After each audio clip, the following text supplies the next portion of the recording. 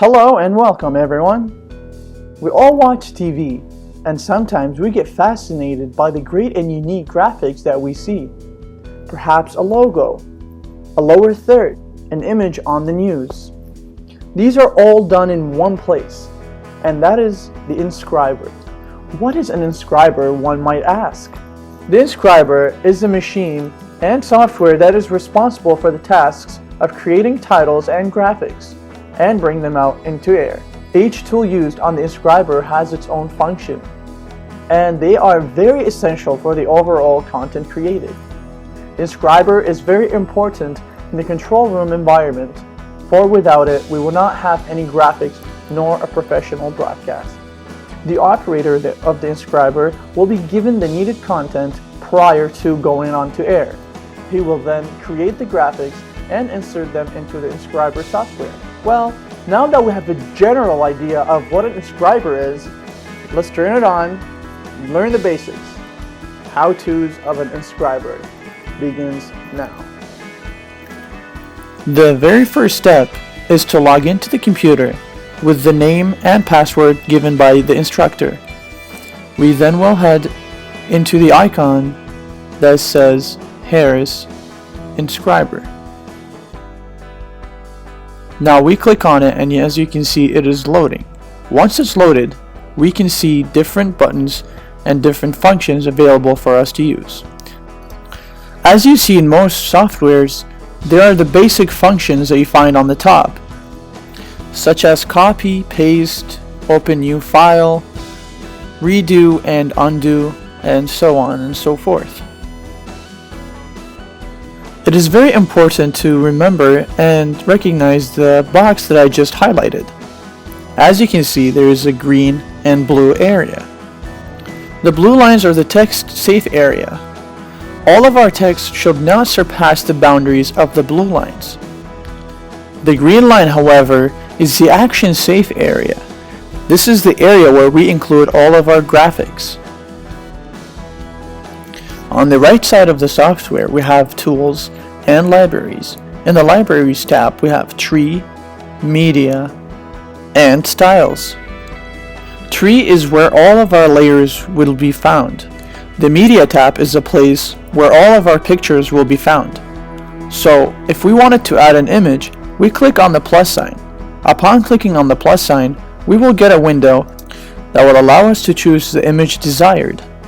Once we chose the image, it will be imported into the program. On the left side of the software, we have the playlist items area.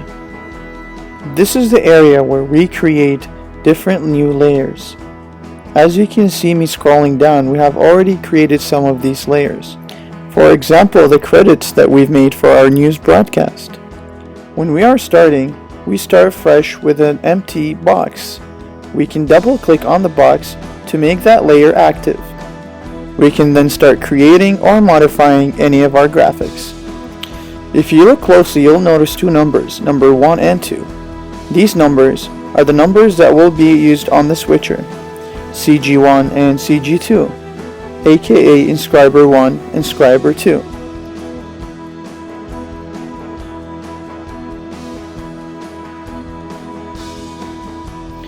Creating a full-page graphic is quite easy.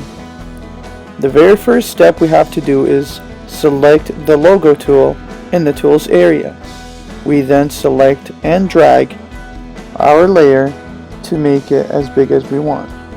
We then can choose an image from our media area by double clicking on our mouse.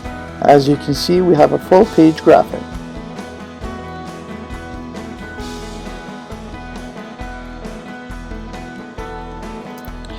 To start creating a lower thirds graphic, I pointed out the main tools that we need to use. The very first one is, of course, the move cursor or tool, the text tool, and the rectangle tool. You can pause the video at any time to take a look at the area where you can find these exact tools. Okay, so let's begin. So I first selected the rectangle tool. Now, after you select the rectangle tool, We can make a box or rectangle any size we want. This will be our lower thirds graphic. We try to keep it in between the text area and the action safe area for better results. I then selected the logo tool and I chose an image from the media area, and as you can see I double clicked, or I can easily just drag an image that I want to replace, and this is my logo. I then now will select the text area, the text tool.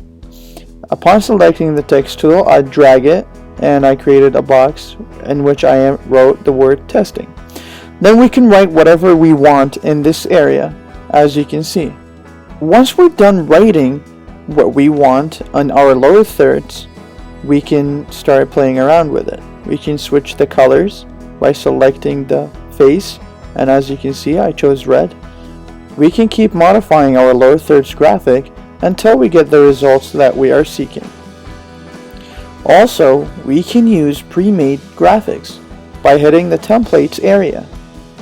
As you can see, I've clicked on the templates area on top. I've selected the graphic that I wanted, and it's an over-the-shoulder graphic. I then adjusted the location of the graphic and where I want it to be. I selected a title and I started writing. As you can see, everything I wrote was visible and clear. I then adjusted the location of my writing, and there you go. A pre-made over-the-shoulder graphic.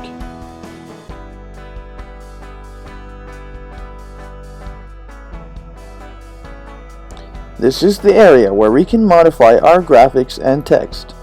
As you saw me previously while doing the lower thirds, I changed the color of the rectangle. I'll briefly go over the three main tools we will be using. On the bottom of the screen, we have the tabs Attributes, Face, Edge, Depth, and Shadow. In Attributes, we can change the font and size of text. Face is where we change the color and transparency of a text or an image. Shadow is pretty simple. It is just adding a shadow to the font.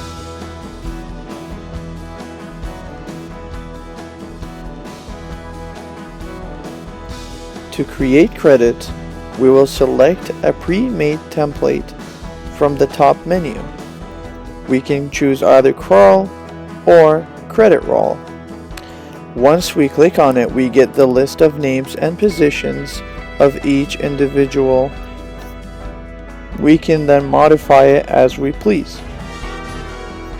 Here's a preview of how the credits look in action. Well, now that we have finished this tutorial, I am sure that you all can be able to use Inscriber now. Everything needs practice, so go on and don't panic.